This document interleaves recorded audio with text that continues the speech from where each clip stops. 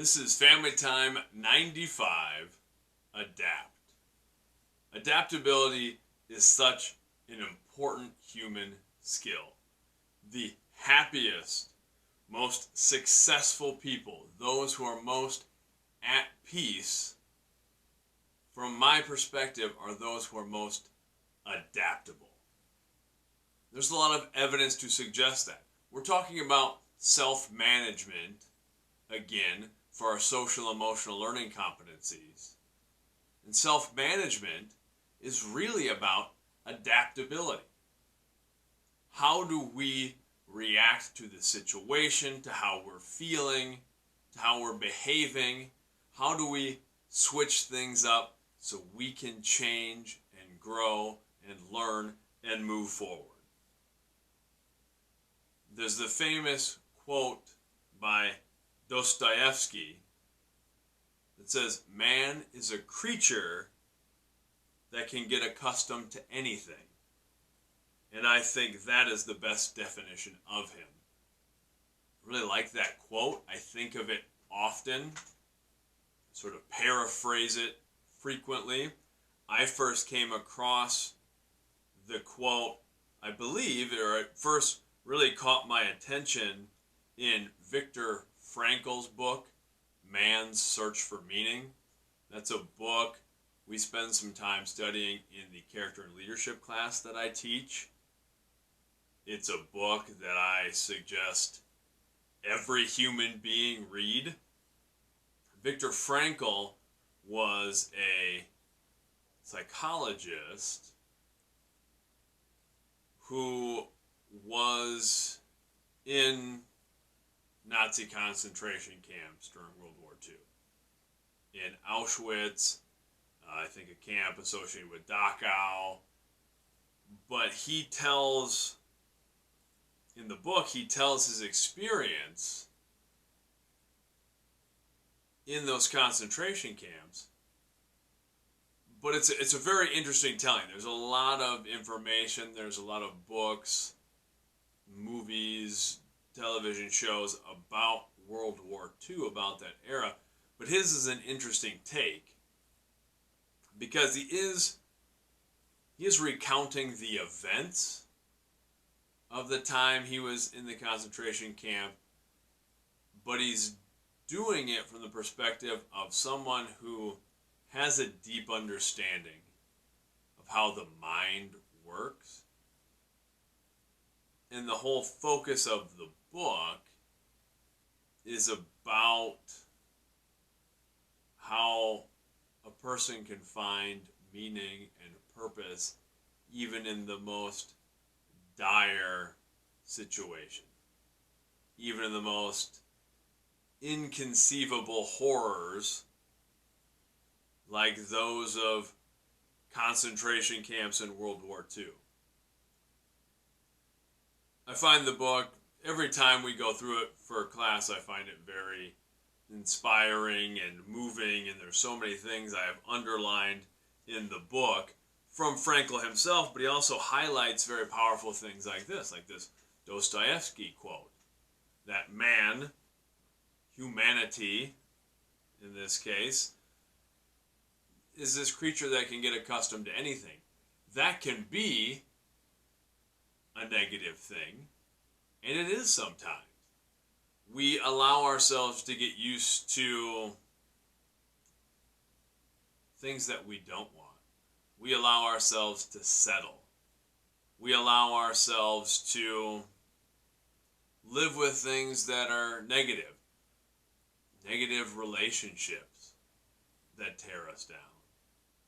We work in professions that we don't enjoy. And I understand making sacrifices for the other things that we do love, but if we're living lives that are unhappy, unfulfilling, if we don't find a deep sense of meaning and joy and hope and peace in life, we're maybe too ready to accept those things because we are adaptable creatures, that we can sort of allow ourselves to get used to that. We We can get used to a terrible situation and tell ourselves, this is it.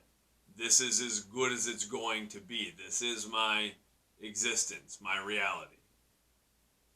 A part of that is okay. Accepting our reality, not judging an experience to an extent, can be a powerful thing. But I think it's most powerful when we can use it to adapt on the other side of that spectrum. That if we truly understand we are able to get used to about anything, then we can change our lot in life. If we've never exercised, but we want to be healthier, in our current state, we're used to not doing that. We have gotten accustomed to not exercising. So when we do it for the first time, it's painful. Physically, mentally, it's out of our comfort zone. But if we know, we believe, we have the ability to adapt, then we can have some faith in the process and understand, I got used to the other side of this. I'll get used to this new existence. And that's what happens. If you get into a regular exercise routine, you start eating healthier, you start to feel better, you start to feel different. Then it becomes a habit. It becomes a part of us. Then you fall into a situation where we feel like, I don't feel good if I don't work out because I've gotten used to this other thing.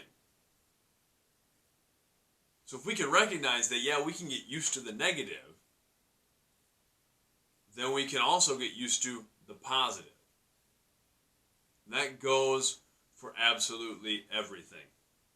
I know I've talked about this at different times on these family times, in the podcasts and things that I write. And I won't belabor the experience, but I had a series of health issues that lasted for quite some time. From the time I was about 28 to 32, I had to deal with a variety of unexpected health issues. And I really had to go through an adaptation process of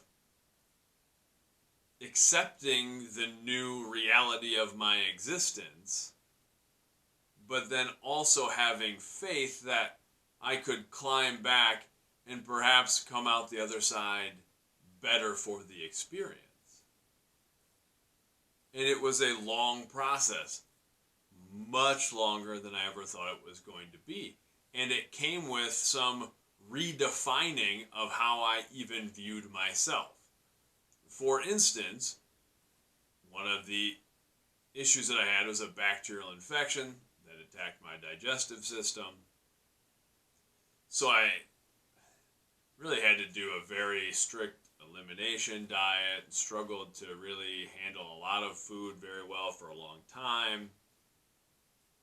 And it was this building back process of getting to a point where I could eat just a healthy diet. And it was funny, some of the things that I was upset about early on wasn't even necessarily the physical pain. It was some of the emotional stuff attached to, one, I'd kind of always been we're going to enjoy ourselves and eat and be merry and these sorts of things. And I liked the social aspect of eating and cooking and all of that stuff. And I just remember being very upset because I felt like I was losing some of that social component with other people. I felt like I was losing a part of myself. And then I just had to change my perspective a little bit. I had to realize what I did have, but then I had to start making changes. Like, okay, I'm going to build back to wherever I can get. And it may not ever be the same as it was, but can I find a way? If sitting down for a meal was a way that I would maybe socialize, how do I figure out a way to still be socially engaged with other people and not have it centered around food? That's an interesting thing if you think about it, how much of our social engagements are tied to a meal. And I had to switch that up. Where I was like, okay, well, if that's off the table for me, can I still engage with other people? Can I engage with other people if they're sitting down for a meal and I'm not eating anything? I found out that I could. Found out that was just fine. Then, just other stuff in life, I remember getting divorced, which is fine. But I remember for a long time, one of the ways I defined myself was as a husband, for instance. And then all of a sudden, when you're not that thing anymore, it's like, okay, well, how do I define myself now? If I'm not defined by that. If that's not a thing that I am anymore, well, that's okay. We do that to ourselves a lot. We label ourselves as, I am this thing. And then if something happens where we're not able to be that thing anymore, I think we see it a lot with athletes sometimes. High-level athletes who maybe struggle after retirement, after their athletic career ends, because I've defined myself as this thing. And now I'm not able to do this thing anymore. Physically, I'm not able to do this thing. Well, then how do I define myself if I poured so much of myself into this? It's about adaptability. Maybe as much as any skill I want my students to have, my children to have, is adaptability. Is to be able to change, to be able to grow, to recognize and appreciate the process of anything in life. That's what we're going to be talking about this week. A very simple task in terms of, I'm not asking a lot of different things, but maybe hard to recognize, is I want my students to identify at least one way you've had to adapt. And I mean, really have to change. Because change is difficult. But if we know we can do it, if we have that growth mindset, we can apply that to other facets of our lives. Until next time, much love.